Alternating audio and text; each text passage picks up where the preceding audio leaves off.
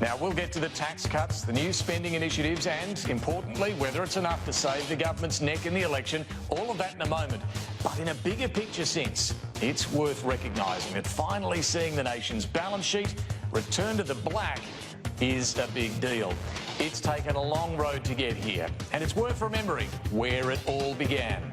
In 2007, the Rudd government came to power and promised a surplus in its first budget of $21.7 billion. But then the global financial crisis hit. The stimulus spending began. The budget dipped deep into the red at $27 billion, the deficit that year. The following year, the stimulus spending continued, including on pink bats, and we saw a projected deficit of more than $57 billion, only marginally better in the end at $54.5 billion. A record deficit for Australia. Rudd then promised a mining tax to help try and fix the problem, but it, well, failed, and we saw the actual deficit come in at $47.5 billion. Rudd was replaced by Julia Gillard, who watered down the mining tax, but still couldn't do enough to bring spending under control. The projected deficit of $22 billion turned out to be much, much worse, nearly twice as worse, at $43.4 billion. On the famous budget night of 2012, Wayne Swan announced 4 budget surpluses. None of them materialised.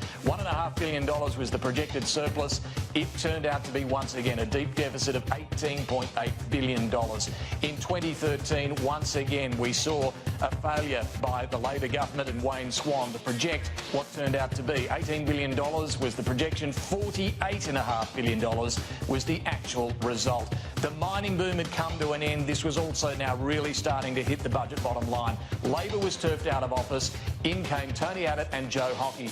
And their first budget, the 2014 horror budget, as it became known, well, we saw the actual deficit then come in at nearly $38 billion as well. They promised all sorts of spending cuts. The Senate just would not pass them. So we saw the budget struggle to get out of the red. Once again, a $39.6 billion deficit.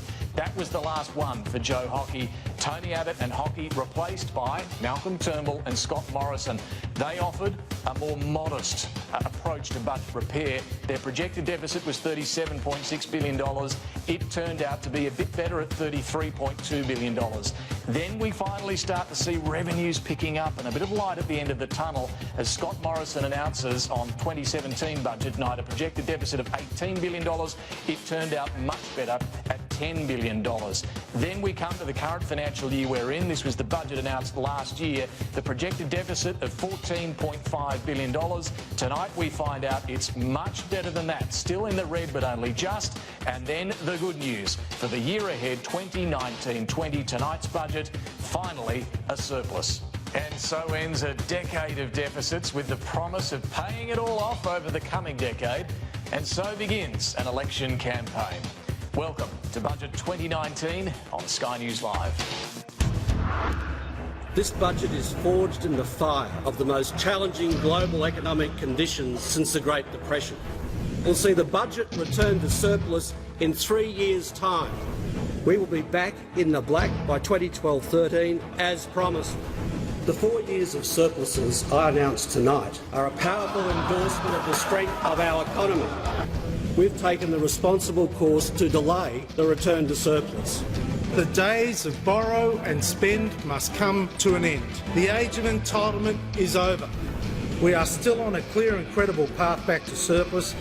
We will continue to cut unnecessary waste. The budget is projected to return to balance in 2021. It has been a long road back. We are close to our destination and we must stick to our plan. This is Budget 2019 Live.